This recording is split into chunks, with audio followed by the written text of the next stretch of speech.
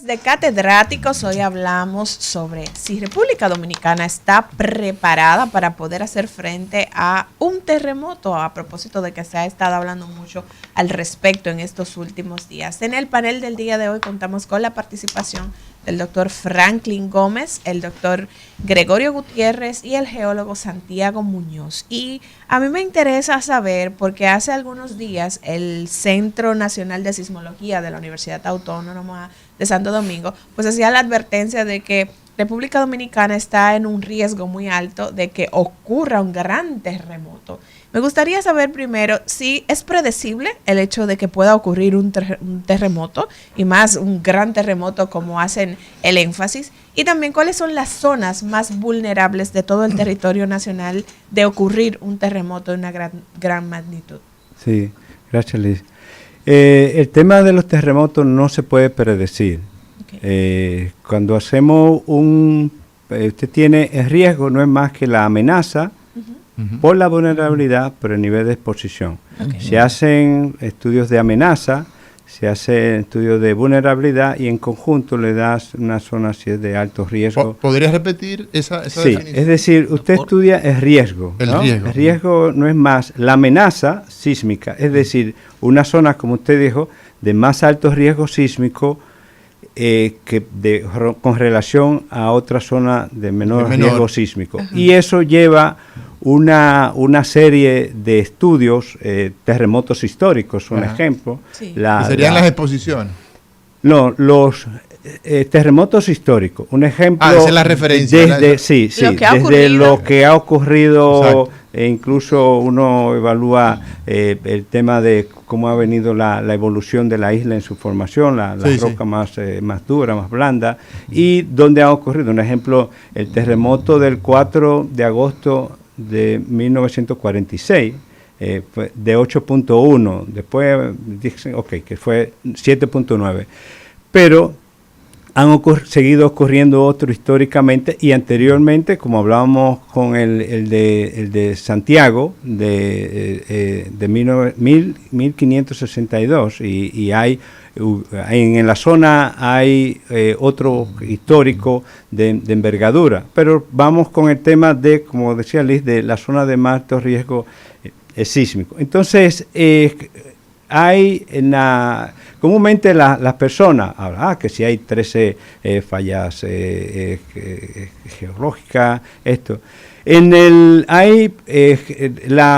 Para entender un ejemplo, la isla, como decía el doctor, la isla, la Tierra, hubo un momento que en su evolución, hace 200 millones de años, de nosotros no existía nada, de la isla entera. La isla tiene rocas antiguas, 180, 160 millones de años y un poquito menos de las antiguas. Entonces la isla no es más que un mosaico. Para entender dónde están las fallas geológicas activas, hay que entender, hay gente que dice, no, tembló y fue la falla septentrional, fue esto, aquello. Muchas veces no lo podemos enfocar a una falla. Hay terremotos que pueden ser superficiales, como por ejemplo el que ocurrió, decimos superficiales, el que ocurrió en Haití, profundidad 10 kilómetros, ¿no?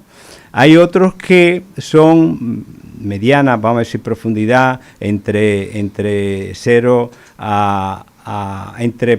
10, 15 por ahí, a 40, 30 kilómetros de profundidad, y hay otro de mayor profundidad. Aquí a diario hay zonas que tiembla a profundidad hasta de 80, 100 kilómetros. Entonces, y nosotros llevamos lo que es un terremoto, puede ser hasta en la misma zona, pueden ser diferentes. Nosotros llevamos lo que es el mecanismo focal, donde ocurrió la profundidad, la energía, el choque en esa zona, ese rompimiento. ¿Por qué tiembla de la Tierra?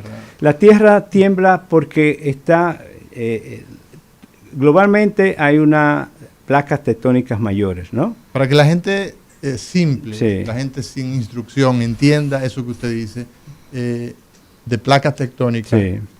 Sí, la Tierra originalmente tiene más de 4.600 millones de años, pero le hablamos en los últimos 200 millones de años lo que existía Pangea, que era todo. Pangea quiere decir tierra como total, ¿no? Entonces se va, que gea es tierra, viene de un término griego. Entonces, como usted habla, la dinámica interna de la tierra. Si nosotros tomamos este modelo de esta taza con este platillo y lo llevamos a el ejemplo que queremos que la gente entienda, ¿qué es lo que sucede? Al temblar, sí, hay internamente hay un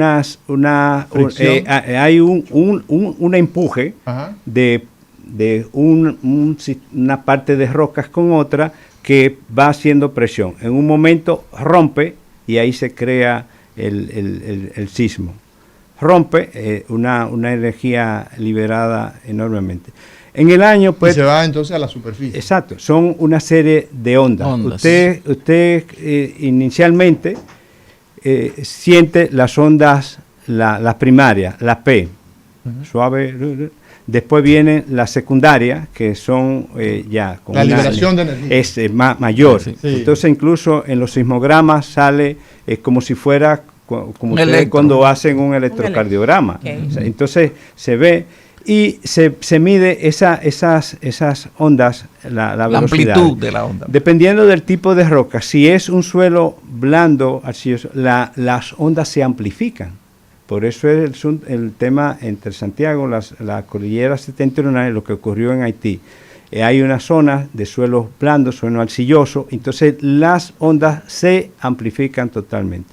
Entonces, ¿qué sucede? Que la Tierra, al estar formada se fue separando. Ustedes ven un mapa mundi y África, exacto. Entonces, África, Suramérica, Europa y África. Exacto, y igual las otras partes. Y es una evolución enorme. Entonces, hubo tiempos que no existían territorios y nosotros muchas veces uno lo dice, y hay gente que no lo entiende, pero la parte donde las rocas originarias de esta isla, esas rocas volcánicas, se originaron en un punto, nosotros llamamos un punto caliente, que hoy día es los Galápagos, en el Pacífico. En los Galápagos. Exacto. De ahí venimos.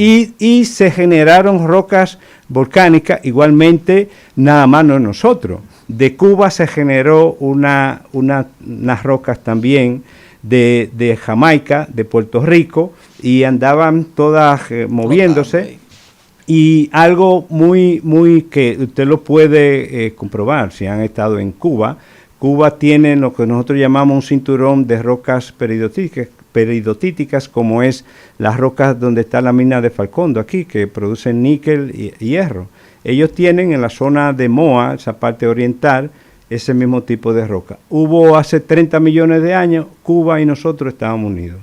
Por la tectónica, la separación, hay un desplazamiento, entonces la zona de más alto riesgo de Cuba es esa zona de Santiago. De Cristo a nuestros días han pasado 2025 años, ¿verdad? Ya, sí. Esa relación entre Cuba y la isla nuestra, 30 millones.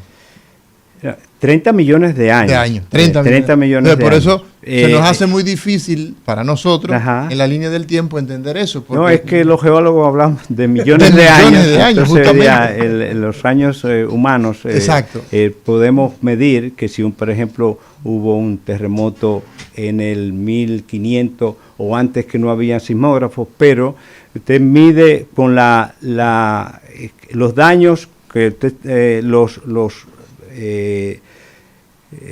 en las iglesias los padres llevaban las anotaciones cuando temblaba, los registros. Entonces, ya con esos daños en la escala de Mercalli, ya que te da los daños, entonces usted lo lleva a la magnitud de ese daño y lo lleva a una magnitud en la escala de Richter, vamos a decir, que te da el nivel de esos daños. Entonces, porque Mercalli es visual. Exacto. Apreciación. Sí. Mercalli es visual. Lo que tú ves. Apreciación visual. Y sentir. Entonces, ¿qué sucede? Para entender ¿dónde están las fallas geológicas? Como usted decía, la zona de más alto riesgo sísmico, es que la isla, nosotros somos un mosaico. Lo que, por ejemplo, la Sierra de Bauruco, Joser, eso es un bloque totalmente aparte, incluso tiene una geología diferente a otras áreas. La zona de la Sierra de Neiva, eso es otro bloque aparte, tiene en su mayoría rocas sedimentarias.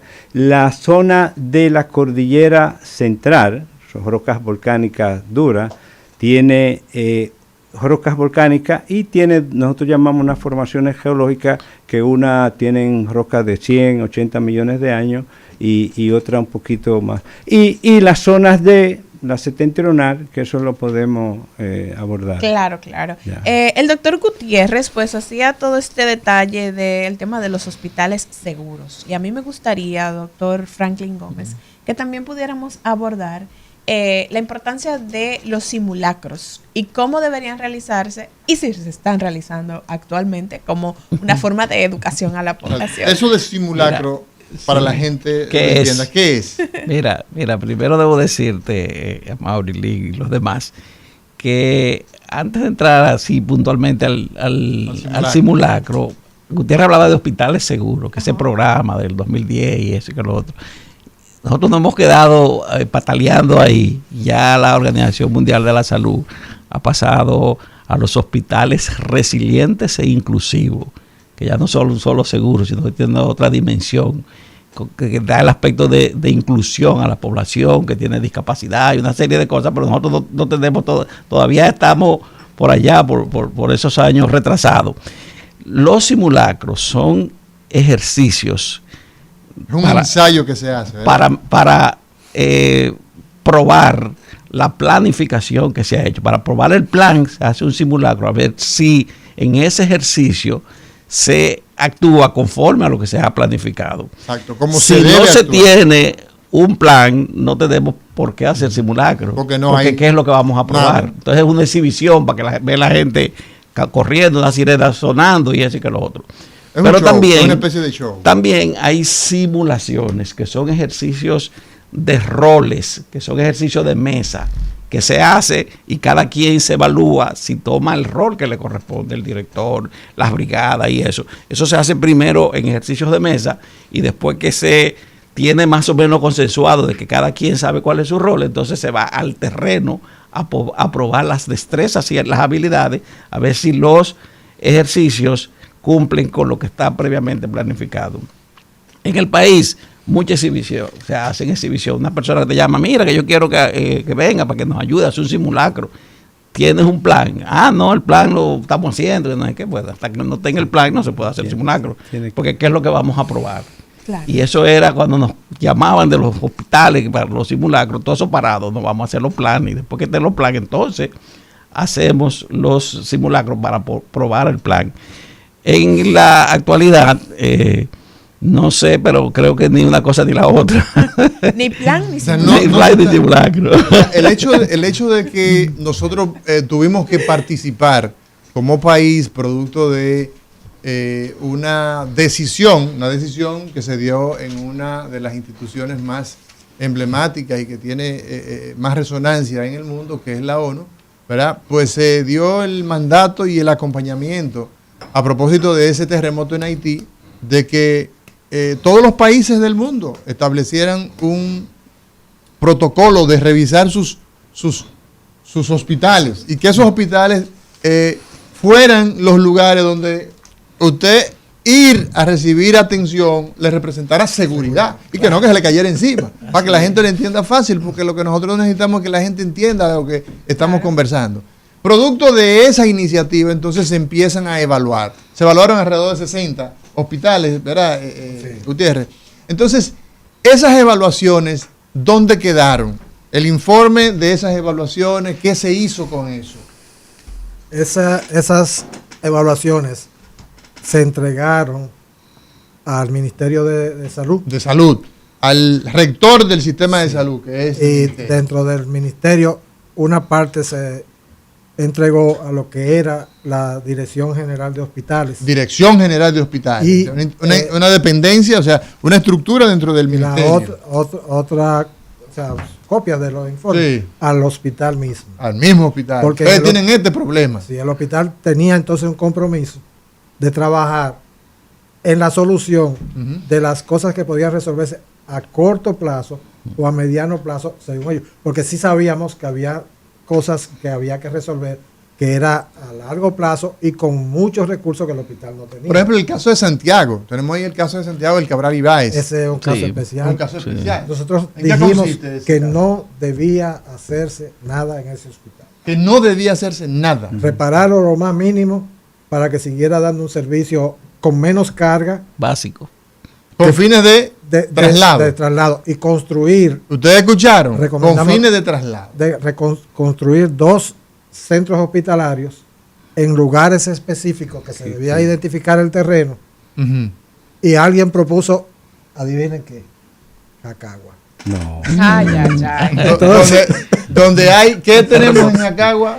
Ahí pasa la falla septentrional. La falla septentrional. Falla septentrional. Y ahí, escúchame, doctor, los que me preguntan, entonces ese borde de esa falla septentrional que sigue todo el borde hacia Sánchez Samaná, esa parte, y continúa. La falla se extiende Sánchez Samaná. Y continúa desde Santiago, pasa por Salcedo. Salcedo tiene una zona de Santiago, Salcedo. Sigue hacia Sánchez, el noroeste. Samaná. Sí, eso es la parte este. Hacia el noroeste sigue ese borde de Montecristi, esa parte, y ya se convierte en la septentrional sur, que viene siendo la que continúa hacia el borde de Cuba.